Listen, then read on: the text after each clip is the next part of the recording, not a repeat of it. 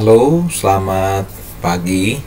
Selamat bertemu kembali dengan saya di sini, Mahaitin Sinaga. Kita ketemu kembali di mata kuliah kita Akuntansi Keuangan Lanjutan ya. Kali ini kita melanjutkan di bab 3 yang kita ambil dari buku Becker ya, Akuntansi Keuangan Lanjutan dengan materi entitas konsolidasi dan laporan keuangan konsolidasi. Baiklah adik-adik sekalian, sebelum kita memasuki teknik pembuatan atau penyajian laporan keuangan konsolidasian, coba kita terlebih dahulu lihat pengertian daripada laporan keuangan konsolidasian ya. Oke, kalau dari buku Becker itu pengertiannya, laporan keuangan konsolidasian adalah laporan yang menyajikan posisi keuangan dan hasil operasi untuk induk perusahaan ya. Untuk induk perusahaan itu di dalam bahasa SHK kita sekarang sebutkan adalah pengendali ya. Kalau dulu namanya kepemilikan mayoritas, kalau sekarang SHK yang baru kita sebut dengan entitas pengendali ya. Dari satu atau lebih anak perusahaan, maksudnya kalau ada satu aja anak perusahaan yang dimiliki oleh induk, berarti itu wajib membuat laporan keuangan konsolidasian ya, apalagi lebih daripada satu ya. Nah, itu anak perusahaan itu kita sebut dengan entitas yang dikendalikan ya, entitas yang dikendalikan ya. Seakan-akan entitas-entitas individual tersebut adalah satu entitas perusahaan. Jadi seakan-akan satu perusahaan sehingga laporan keuangannya adalah satu ya. Oke. Kenapa dia harus membuat laporan keuangan gabungan? Karena kepemilikannya adalah kepemilikan mayoritas. Mayoritas itu yang kita sebut adalah kalau dia kepemilikannya lebih daripada 50%, itu kita sebut dengan kepemilikan mayoritas ya. Dengan bahasa SHK sekarang namanya pengendali ya. Kalau kita perhatikan di PSAK kita ya, itu di PSAK 65 sudah dikatakan bahwa induk perusahaan itu harus mempersiapkan laporan keuangan konsolidasian ya. Oke, apa tujuan penyajian laporan keuangan konsolidasian itu? Yang pasti pemilik perusahaan itu menginginkan ada satu laporan ya untuk memberikan gambaran objektif ya, adalah laporan posisi keuangan atau laporan laba rugi atau aktivitas daripada induk dan perusahaan itu, induk dan anak perusahaan yang digabung menjadi satu ya, untuk kepentingan pemilik atau katakan investor atau auditor atau siapapun penggunanya ya. Oke, ada beberapa syarat ya. Syarat itu kita katakan itu ada kepemilikan lebih daripada 50% ya. Kalau lebih daripada 50% dibuktikan dengan kepemilikan sahamnya, itu berarti perusahaan ini memiliki anak perusahaan ya, dengan kepentingannya atau kepemilikannya lebih daripada 50%. Tapi ada kalanya ya, kalau misalnya kurang dari 50% namun perusahaan induk memiliki kendali penuh. Nanti kita akan lihat ada pengendalian tidak langsung ya, itu kepemilikannya sebenarnya kurang dari 50%, tapi kalau digabung bisa menjadi kepemilikan daripada induk perusahaan itu lebih daripada 50% ya. Oke, laporan keuangan konsolidasian, apa manfaatnya? Sama dengan laporan keuangan yang biasa. Yang pasti laporan keuangan itu harus disajikan untuk menunjukkan laporan posisi keuangan dan laba rugi ya, minimal yang itu ya. Di samping ada arus kas, ada perubahan ekuitas, ada catatan atas laporan keuangannya. Paling tidak ini dibutuhkan oleh stakeholder ya, yang berkepentingan ya terhadap laporan keuangan yang dimaksud ya. Oke, ini ada beberapa keterbatasan, mungkin adik-adik nanti bisa baca di buku, juga bisa ada dijelaskan beberapa keterbatasan ya. Dan kita lebih fokus kepada teknik penyajian laporan keuangan konsolidasian ya. Oke, di sini kita lihat ada konsep dan standar ya. Oke, sama sebelum ada perkembangan yang baru dengan pandangan tradisional juga, laporan keuangan itu laporan keuangan konsolidasian akan kita buat apabila salah satu perusahaan induk itu memiliki kepemilikan lebih daripada 50% di perusahaan anak ya. Oke, coba kita lihat kalau misalnya ada satu perusahaan memiliki lebih dari 50% atau katakanlah 100%, itu tentu akan dikendalikan langsung oleh induk perusahaan. Tapi ada kalanya ada pengendalian tidak langsung, indirect control itu ya. Nanti kita lihat ada contohnya seperti ini ya. Oke, kita lihat gambar 1. Ketika P memiliki 80% saham di PT X, berarti P merupakan induk ya, dia kepemilikannya mayoritas, karena pihak lain kepemilikannya hanya 20%, berarti dia adalah pengendali ya, berarti dia mengendalikan PT X ya. Sementara PT X juga mengendalikan PT Y karena kepemilikannya adalah 60% ya. Oke, kalau dari sini kita lihat PT P sebenarnya mengendalikan PT Z tapi tidak langsung karena harus dikendalikan lewat X ya. Oke, coba kita lihat gambar 2. PT P mengendalikan PT X dan PT Y karena PT P memiliki 90% saham di PT X dan 70% saham di PT Y. Sementara PT X memiliki saham di PT Z 40%, PT Y memiliki 30%, pihak lain 30%. Tapi kalau di total ini X dan Y itu memiliki 70%, sementara X dan Y dikendalikan oleh P ya. Jadi P itu mengendalikan Z secara tidak langsung ya. Nah, ini lebih kompleks lagi. Ini bisa saja terjadi bentuk begini, P mengendalikan Z melalui X, Y, dan W ya. P memiliki 90% saham X dan memiliki 80% saham Y. Sementara W dimiliki oleh X dengan 80%. P mengendalikan X dan Y, sementara W dikendalikan oleh X.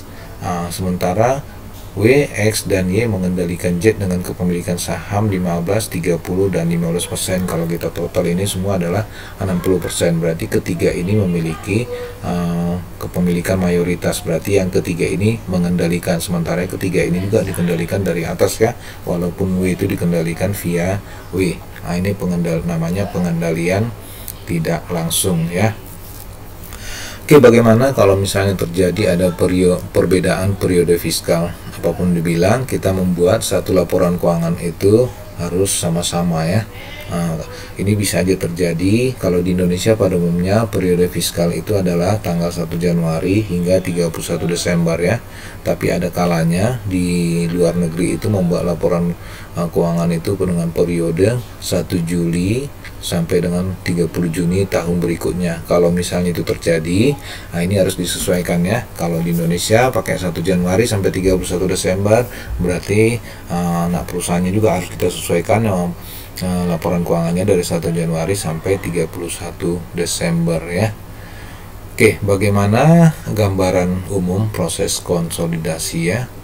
Secara umum itu prosedur dan proses pembuatan laporan keuangan konsolidasian diawali dengan penggabungan ya, kita gabungkan ya kepemilikan daripada PT induk dengan PT anak ya.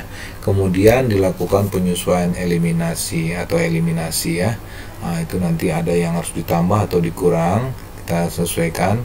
Kemudian nanti kita akan membuat laporan keuangan konsolidasian. Tapi yang jadi masalah bagaimana kalau misalnya kepemilikannya kurang daripada 100%.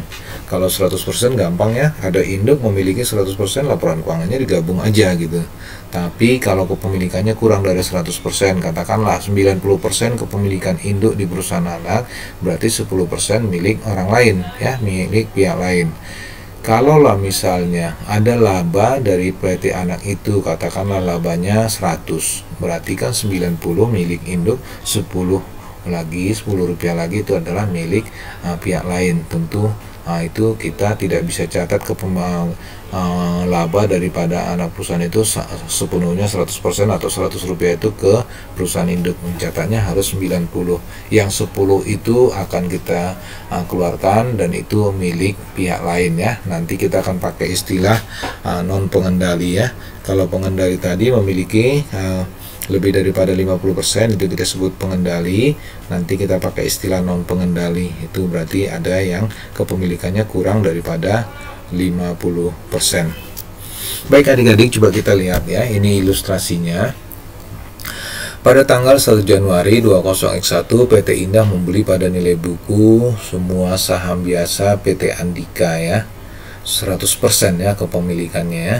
Pada akhir tahun 20X1, laporan posisi keuangan dari kedua perusahaan itu, coba kita lihat. Nah, ini PT Indah memiliki asetnya itu ada kas, piutang, persediaan dan seterusnya itu sebesar 884 dengan liabilitas dan ekuitasnya ada 60, 200, 500 dan 124 ya. Demikian juga PT Andika.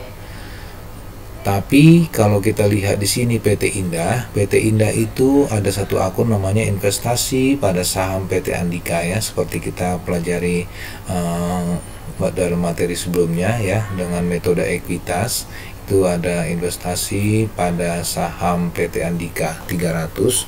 Ini kita lihat tadi kepemilikannya adalah 100% pada nilai buku ya. Ini ada 300. Coba kita lihat ya, PT Andika berapa nilai buku ya. Adik-adik tolong diperhatikan nilai buku di dalam akuntansi apabila kita lihat dari sisi ekuitas ya atau sisi entitas. Nilai buku itu adalah total aset dikurangi dengan total liabilitas ya. Aset kurang liabilitas berarti sama dengan ekuitas, kan begitu ya. Oke, coba kita lihat ya. Kalau aset PT Andika itu ada 358, liabilitasnya ada 58, berarti 358 kurang 58 adalah 300. Coba kita lihat, ini berarti ekuitas daripada PT Andika itu adalah 300. Ekuitasnya itu terdiri atas modal sahamnya 200 dan saldo labanya 100 ya. Nah, itu kita sebut dengan nilai buku dari PT Andika. Nah, ada sisi lain kalau misalnya kita lihat dari aset tetap ya. Ini pelajaran di intermediate ya. Nilai buku itu adalah total harga perolehan dikurang dengan akumulasi depresiasi ya. Oke, ini kita katakan aset tetap bersih ini 250 ya, katakanlah dia perolehannya 350 dengan akumulasi depresiasinya 100, berarti nilai bukunya adalah 250. Itu kita sebut dengan aset tetap bersih ya. Oke, bagaimana kita sebelumnya masih ada informasi tambahan ya.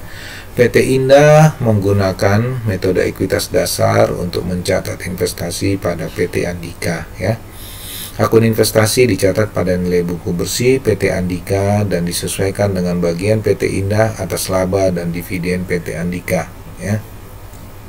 PT Andika berutang kepada PT Indah senilai 1 juta pada akhir tahun. Berarti itu piutang dari PT Indah terhadap PT Andika ya. PT Andika membeli persediaan dari PT Indah senilai 6 juta selama tahun 2000X1 ya. Persediaan tersebut mempunyai biaya perolehan awal 4 juta.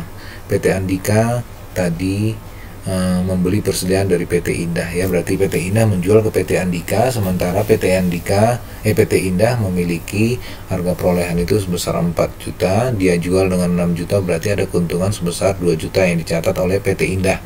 Itu dicatat oleh PT Andika sebesar 6 juta. Coba kita lihat selanjutnya, PT Andika masih memegang persediaan tersebut pada akhir periode. Berarti persediaan belum terjual ya. Tapi PT Indah sudah menjual PT Andika, tapi Andika belum menjualnya keluar ya. Berarti di sini PT Andika masih mencatat ada persediaan sebesar 6 juta ya. Oke, bagaimana kita membuat laporan keuangannya? Ini sebagai contoh laporan posisi keuangannya. Coba kita lihat ya, kas. Kalau tadi kita lihat kas PT Indah 5 juta, PT Andika 3 juta. Kalau kita gabung berarti 8 juta ya. Sedikit berbeda dengan piutang ya. Piutang PT Indah 84, PT Andika 30, tapi tadi ada hubungan hutang piutang antara PT Indah dengan PT Andika ya. Oke, kita lihat ini PT Indah memiliki piutang 84, PT Andika 30, tapi di dalam 84 ini tadi ada 1 juta itu piutang dia terhadap PT Andika ya. Sementara yang 1 juta adalah hutang daripada PT Andika kepada PT Indah ya. Oleh karenanya yang 1 juta itu harus dikeluarkan dari 84. Oleh karenanya di sini 84 tambah 30 kurang 1 berarti 113 ya. Oke, persediaan juga demikian. Tadi PT Indah memiliki 95 persediaan, PT Andika 60. Tapi PT Andika diantara 60 tadi ya, itu ada yang dia beli dari PT Indah seharga 6 juta ya, sementara harga perolehannya adalah 4 juta. Berarti sebenarnya di dalam itu ada keuntungan yang sudah pernah dicatat oleh PT Indah sebesar 2 juta. Oleh karenanya yang 2 juta itu harus kita koreksi ya. Sehingga persediaannya adalah 95 tambah 60 kurang 2 itu adalah 153 ya. Oke, aset tetap bersih ya. Tadi ini 375 milik PT Indah dan Andika 250, berarti itu kalau kita total adalah 625. Aset lain-lain juga begitu, Indah 25, Andika 15 ya. Ini kalau kita total adalah 40 ya. Oke, hutang jangka pendek ya. Hutang jangka pendek tadi ada 60 milik PT Indah, 8 milik PT Andika, sementara hutang daripada PT Andika itu ada 1 juta, itu merupakan hutang daripada PT Indah. Oleh karenanya yang 1 juta harus kita keluarkan ya. Ini 60 juta tambah 8 kurang 1 juta berarti adalah 67 ya. Hutang jangka panjang tidak ada perubahan, tidak ada hubungan antara induk dan anak. Oke, modal saham ya. Modal saham tadi PT Andika memiliki modal saham 200 dan saldo laba 100, sementara yang 300 ini sudah dicatat oleh PT Indah merupakan investasi di PT Andika sebesar 300. Oleh karenanya yang 200 itu harus kita keluarkan, yang 100 juga harus kita keluarkan dari modal saham dan saldo laba. Oleh karenanya modal saham tadi 500, sementara 200 itu milik PT Andika, itu harus dikeluarkan sebesar 200, berarti hasilnya adalah 500. Oke, saldo laba milik PT Induk tadi 124, tapi di dalamnya ini ada 2 juta yang tadi yang harus ditangguhkan ya, penjualan persediaan dari induk ke anak ya. Oleh karenanya ini dari 124 itu harus dikurangkan 2 juta. Ini milik anak itu harus dikeluarkan 100, berarti 124. Dengan demikian kita dari data di bawah ini kita bisa membuat laporan posisi keuangan sebagai berikut ya. Ini 8 juta, 113, 153 dan seterusnya, dan angkanya adalah 939. Adik-adik sekalian bisa bayangkan kalau misalnya ya ada akun, katakanlah di sini ada 10, di sini ada 10, coba bagaimana rumitnya membuat dengan cara begini ya. Kalau kita ingat ya, mungkin bisa benar, tapi kalau misalnya ada kesilapan di sini, maka ini bisa jadi tidak balance ya. Ini sangat rumit. Oleh karenanya secara teknis akuntansi itu mengajarkan dengan membuat kertas kerja ya. Kertas kerja itu boleh kita lihat seperti di sini ya, mekanisme proses konsolidasinya. Nanti kita akan pelajari dengan membuat tabel di kertas kerja. Tapi sebelumnya coba kita lihat ya. Tadi ada kepemilikan ada hubungan antara induk dengan anak ya. Oke, kepemilikan sahamnya tadi modal saham dan saldo laba itu harus dikurangkan ya. Ini kepemilikan saham antar perusahaan. Demikian juga hutang piutang ini juga yang sebesar 1 juta kita harus eliminasi seperti apa yang kita bahas tadi. Dan satu lagi penjualan antar perusahaan itu juga penjualan dari induk ke anak, itu berarti pembelian oleh anak dari induk ya. Itu ada sebesar 2 juta, laba yang ditangguhkan itu harus kita eliminasi ya. Baik adik-adik, ini materi terakhir di bab ini. Coba kita lihat ya. Ini kita membuat kertas kerja dengan 5 kolom ya. Tolong diperhatikan, format kertas kerja ini akan kita pakai untuk bab-bab selanjutnya ya.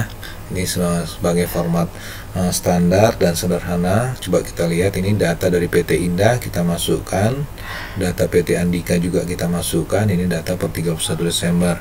Kemudian kita melakukan eliminasi ya. Tadi ya, PT Indah memiliki piutang kepada PT Andika. Andika tadi pinjam uangnya sebesar 1 juta, itu piutang PT Indah 84, tapi di dalamnya sudah merupakan piutang terhadap PT Andika, dan PT Andika memiliki hutang ya, tadinya 8, sementara 1 juta itu di dalamnya adalah hutang kepada induk ya.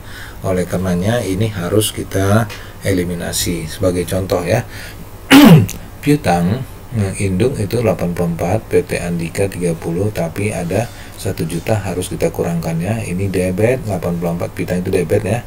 Ini debit 30, kita kurangkan 1 sehingga ini menjadi 113. Yang 1 juta piutang ini merupakan hutang oleh PT Andika ya. Ini harus kita kurangkan dari 8. Oleh karenanya ini kredit 60, kredit 8, kita debit 1, berarti hasilnya adalah 67 ya. Kedua ya, penjualan persediaan tadi dari induk ke anak ada 2 juta laba yang ditangguhkan ya. Oke, harga perolehan tadi 4 juta itu udah dicatat ya. Penjualan tadi 6 juta, sementara harga perolehannya 4 juta, ada laba 2 yang ditangguhkan. Dari 95 ini, dari 60 itu ada 2 yang harus dikurangkan ya. Ini kita kurangkan, ini debit ya, debit 95, debit 60, kita kredit 2, itu menjadi 153, dan lawannya adalah itu laba yang ditangguhkannya. Dari 124 ini ternyata ada 2 yang ditangguhkan, oleh karenanya ini harus dikurangkan 2. Oke, ini tadi kita kurangkan 2, yang sini 2, berarti di saldo laba lawannya adalah 2. Dan satu lagi, investasi pada saham PT Andika itu 300, yang 300 ini merupakan investasi di PT Andika. Itu angka dari modal sahamnya 200 dan saldo labanya 100. Oleh karenanya ini kredit ya. Ini kredit, ini kita debit 200 atau kita keluarkan, dan ini kredit, ini 100 kita debit juga, kita keluarkan 100. Oleh karenanya modal saham itu menjadi 500 dan saldo laba menjadi 122. Oke, tolong perhatikan adik-adik, di kolom eliminasi ada kolom debit dan kolom kredit. Total daripada kolom debit ini adalah 300, itu harus sama dengan total daripada kredit. Artinya apa? Jurnal kita selalu balance ya. Total debit itu harus sama dengan total kredit ya. Ini 303, di sini juga 303. Kalau ini kita lanjutkan tambah kurangnya, konsolidasi akhirnya ini kita lihat, kalau kita total aset 939, liabilitas dan ekuitasnya adalah 939 ya. Dengan demikian, data untuk laporan konsolidasi sudah bisa kita temukan, dan data yang ini kita akan jadikan satu laporan keuangan, namanya laporan posisi keuangan konsolidasian ya. Di sini kita masih belajarin yang sederhana, masih laporan posisi keuangan, dan nanti di bab berikutnya kita akan bicara dengan laporan laba rugi ya, laba rugi konsolidasian ya. Demikian adik-adik untuk pertemuan kita kali ini, dan nanti untuk materi kasus-kasus saya akan berikan lagi ya. Sampai ketemu di lain pertemuan. Terima kasih.